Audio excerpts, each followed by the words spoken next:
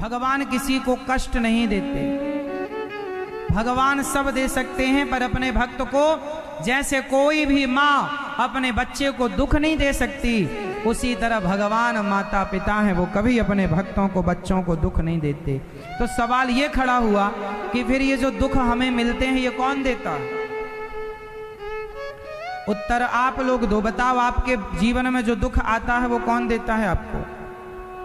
कौन कौन कौन? आपके ही बुरे कर्म आपको दुख के रूप में मिलते हैं, आपके ही अच्छे कर्म आपको सुख के रूप में मिलते हैं। सुख दुख कर्मों का फल है।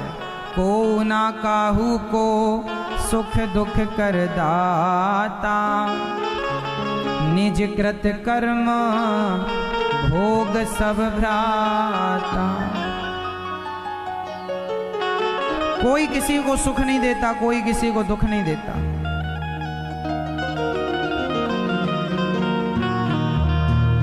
कोई किसी को सुख नहीं देता और कोई किसी को दुख नहीं देता। प्रत्येक व्यक्ति अपने कर्मों का ही कर्मदंड सुख और दुख के रूप में भोगता है। और दोष किसे लगाता है?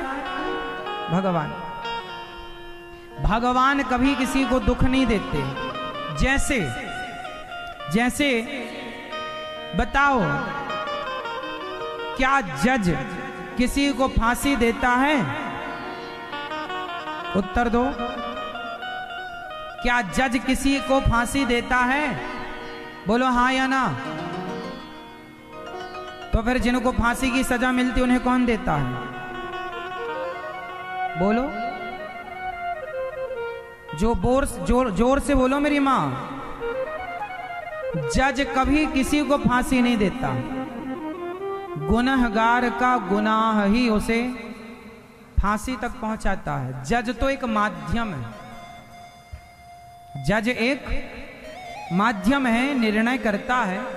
बाकी आपने गुनाह किया तो आपके गुनाहों ने आपको मृत्यु दंड दिया या जो भी सजा दी। उसी तरह भगवान जज हैं। किसी को सुख नहीं देते भगवान, किसी को दुख नहीं देते भगवान। आपने जो कर्म किया होगा अच्छा, उसका अच्छा फल, बुरा किया बुरा। तो फिर आप सवाल करो हमसे कि महाराज जी, जब भगवान सुख नहीं देते, दुख नहीं देते, तो फिर भगवान की भक्ति करने का लाभ क्या है? बताओ, भगवान की भक्ति क्यों की जाती है? क्योंकि सुख दुख तो हमारे ही कर्मों का फल है। भगवान का इसमें कोई लेना देना नहीं है। तो फिर भगवान की भक्ति क्यों की जाए? उत्तर दो।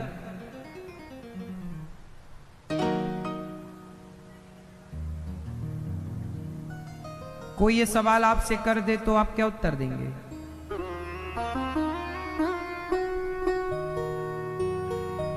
सुख दुख तो कर्मों के अधीन है। सुदामा जी के भाग्य में दुख था। उनके मित्र द्वारिकाधीश थे, पर भाग्य में दुख था तो भोगना पड़ा। आखिरी में धन धान्य भी मिला, वो सुख भी मिला, सुख भी मिला और दुख भी मिला। कुंती बुआ, इन्हें जिंदगी भर दुख मिला पर सुख भी मिला। तो सुख दुख तो कर्मों के अनुसार मिलता जाएगा। भगवान राम को भी दुख मिला, जो भगवान है।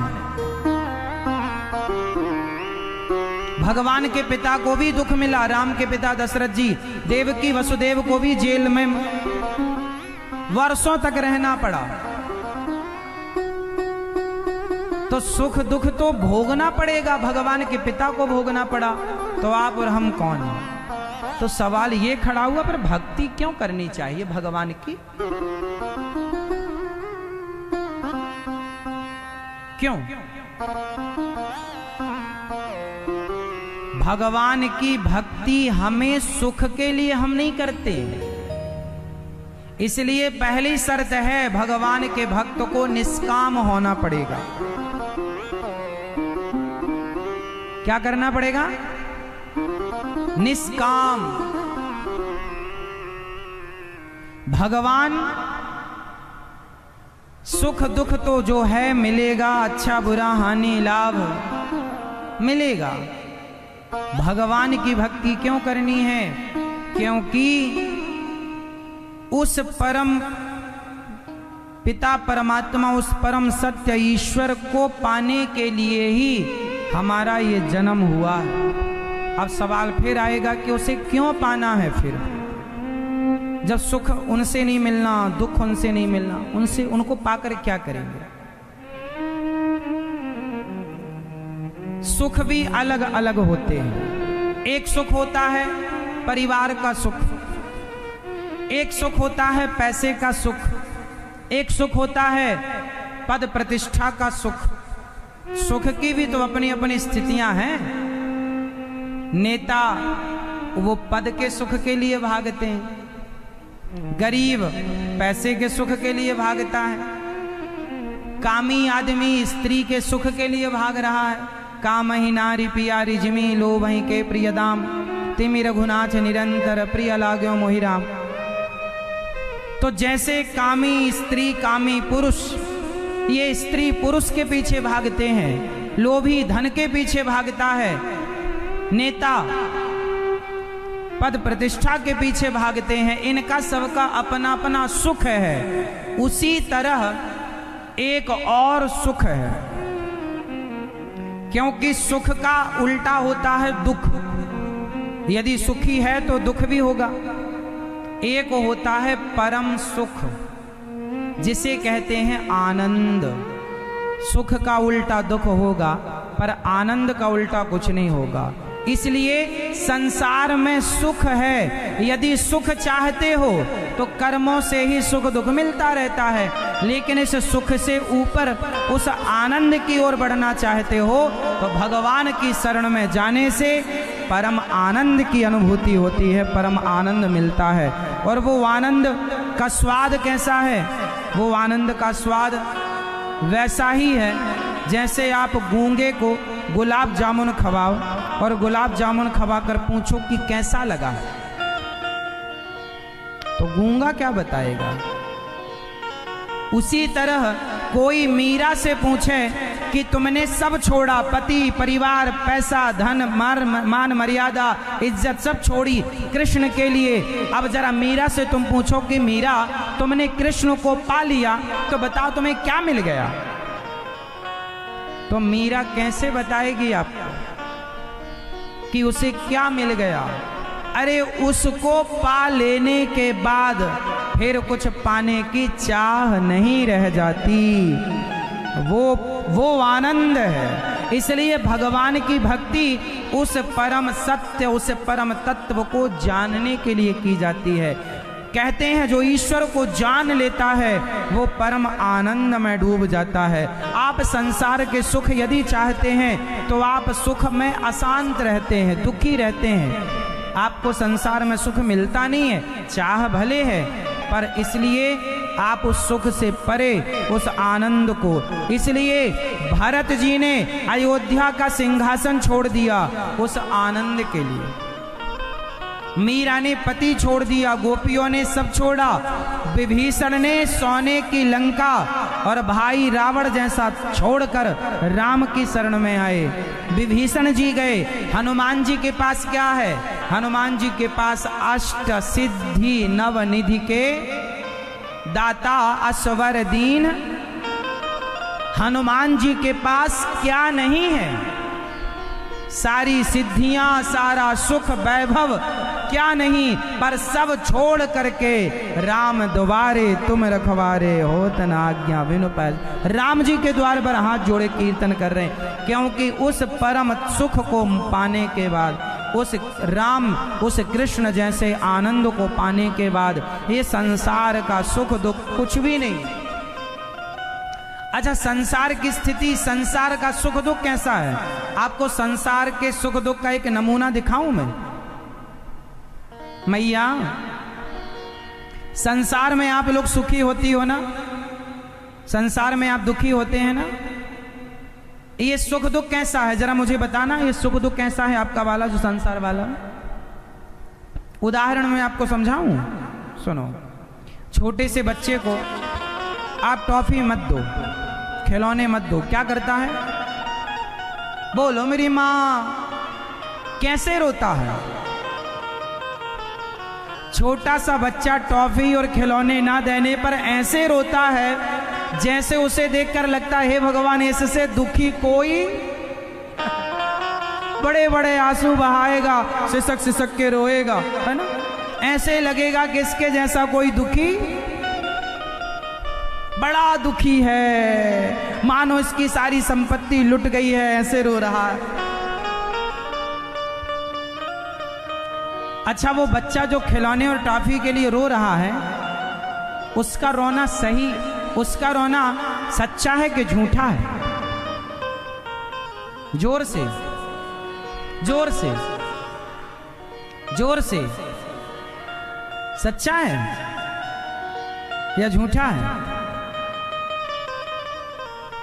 क्या आप लोग उसके उस रोने में क्या सम्मिलित हो जाते हैं? आपको उसका रोना विचलित करता है? जो बच्चे खिलौने और चॉकलेट के लिए रोते हैं, उनका रोना आपको विचलित नहीं करता। आप समझाते हैं चॉकलेट हानिकारक है, दांत खराब हो जाएंगे, नहीं मानता, और 2-4 थप्पड़ भी मार देते हैं, ले रो रहा अच्छे से रो। उसका रोना, उसके रोने का कोई अर्थ नहीं है। चॉकलेट खिलौनों की क्या कीमत है, क्या है?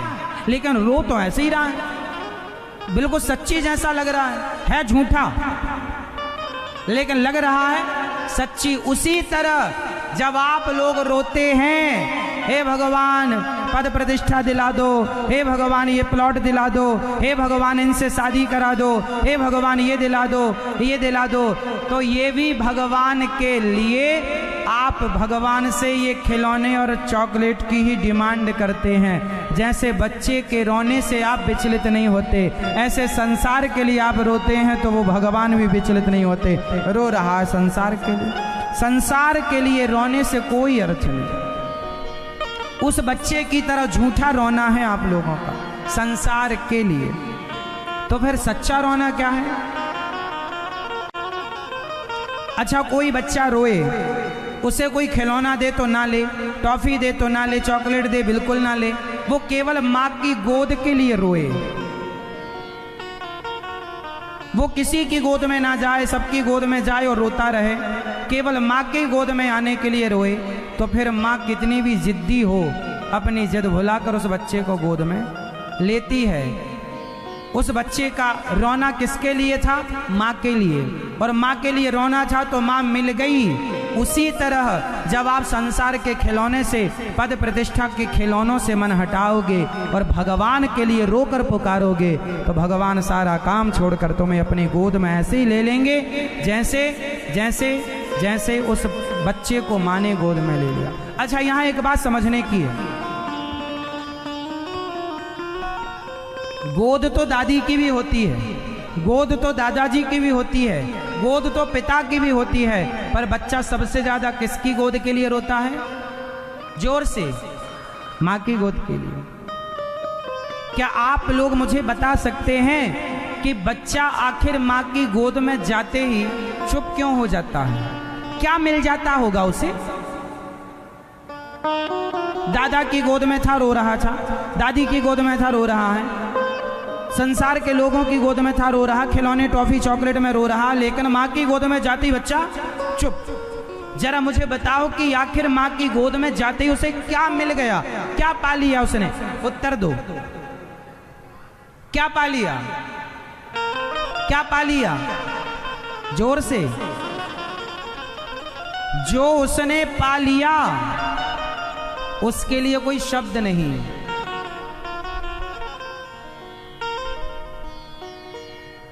हाँ या ना?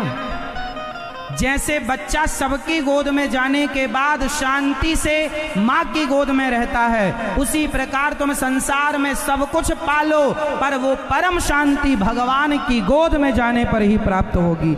इसलिए भगवान को पाना जरूरी है। संसार